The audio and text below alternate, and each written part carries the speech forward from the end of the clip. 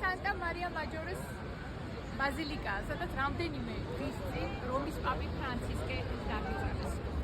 20 აპრილს ზუსტად აღდგომას, როდესაც კათოლიკური და მართლმადიდებელი სამყარო ერთად აღნიშნავდა აღდგომის დღესასწაულს, ზუსტად მაშინ ჩამოვედი რომში და მოვედი აი ამ ადგილას, Santa Maria Maggiore-ის ბაზილიკასთან. დეიდა ჩემა იაკომ, რომელიც რომში ცხოვრობს უკვე რამდენიმე წელია, მან თხოვა, რომ აქ იყოს ჩვენი შეხვედრის ადგილი.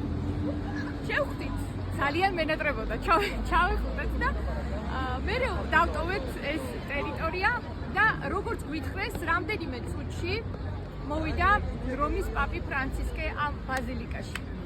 ცოტა გული დაგვწვა, იმიტომ რომ ცოტაც რომ მოგვეცა და გადავიღებდით ალბათ ძალიან მნიშვნელოვან კადრებს. ამ ტაძარში არის იესოს აკნის ფრაგმენტები, რომელიც წმინდა ელენეს ჩამოუტანია იერუსალიმიდან. ახლა ძალიან ბევრი ხალხია იქ ვერ შევალთ უბრალოდ, იმიტომ რომ ფრენა გვაქვს ძალიან მალე და უნდა დავტოვოთ რომი, მაგრამ თქვენ შეგიძლიათ რომ იხილოთ ტაძარში გადაღებული ვიდეოები ჩვენს მოგზაურობის ვლოგებში. 30 აპრილს აი აქ ვასრულებ Santa Maria Maggiore-ის ბაზილიკასთან ვასრულებ ჩემს მოგზაურობას იტალიაში.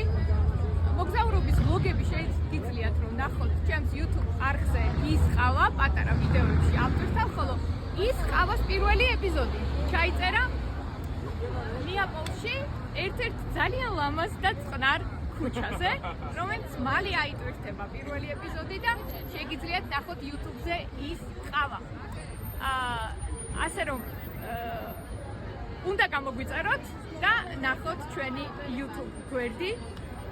მინდა გითხრათ რომ ვიყავი პირველი რომში, როგორც ვთქვი, შემდეგ ნეაპოლში, შემდეგ ნახევარკუნძულებზე, ვიყავი პოზიტანო ნახე, სორენტო, კუნძულზე კაპრი და შემდეგ უკვე სიცილიაზე პალერმოში.